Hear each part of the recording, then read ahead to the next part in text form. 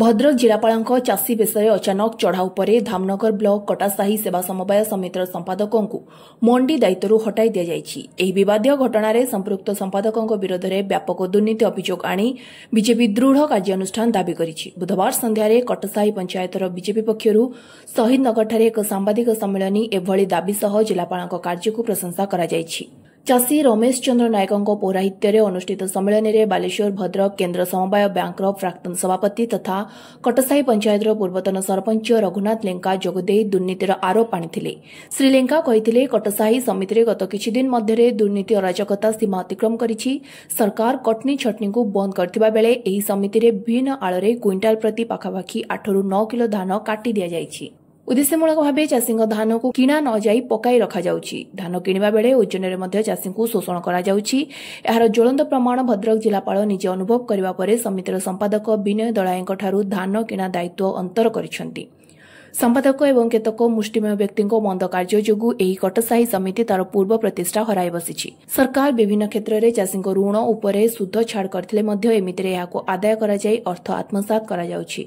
धान किणा घटन समितिर संपादक क्रय कमिटी एवं सदस्यों को अंधारे रखी व्यापक अनियमितता करछन्ति।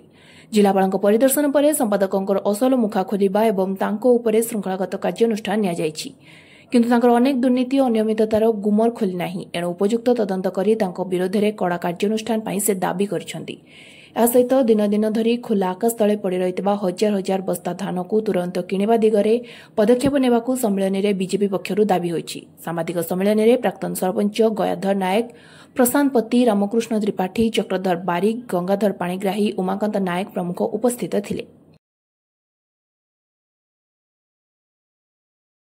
1 तारिख ठारू आज पर्यंत कौन चाषी धान किणा जा पारि ना। चाषी मैंने बहुत दुखरे अच्छा। मंडी सामने हजार हजार बस्ता धान पड़ी रही सेंड खाऊं। राति चोरी हबार भय अच्छी। चाषी घरे कहीं आसी से धान को राति जगिकी शोची।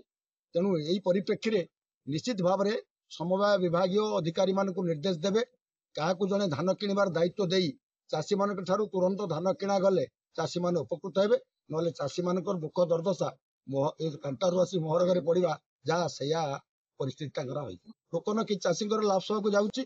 से तो जिलापाल पाखे समय अच्छी। जिलापाल चाहिए से तार अवधि बढ़ाई पारे। तेणु से आम जिलापाल को अवगत कले निश्चित भाव में से आशा विश्वास आमर अच्छी। चाषी मान साहाय्य करने से निश्चित भाव में साहाय्य हाथ बढ़ेबे। किंतु बड़ कथा हूँ जड़े उपयुक्त अधिकारी जहाँ को दिंतु से तुरंत दायित्व रही धान कंटा हो धान चाषी किणा जाऊ चाषी उपकृत हो। यही जो कथा मु जाना पाइली जे धान किणारू अब्याहति दि जाइछि। ता सहित कटासाही सेवा समवाय समिति रे महिला स्वयं सहायक गोष्ठी ठारू सुध आदाय, बिना सुधरे चाषी ऋण नवा चाषी सुध आदाय ये सब जो कार्य करा जाउछि ताकू मध्य तदारख करा जाऊ। तदारख कर विरुद्ध में दृढ़ कार्यानुष्ठान लिया जाऊ एवं ये समिति गोटे आदर्श समिति ये समिति को रक्षा करने से पदक्षेप नियंतु जिलापाल महोदय। जदि जिलापाल महोदय ये कथा किसी जानिले आउर टिके भीतर को जातु बहुत रहस्य या भितर बाहर आउर कथा मु आलोचना करना जे कि अतीत कटासाही सेवा समवाय समिति रे जेते कथा थिला आज से इतिहास पुनरावृत्ति हब ना। ये समिति धामनगरु प्रदीप महापात्र रिपोर्ट स्वतंत्र ओडिशा लाइव।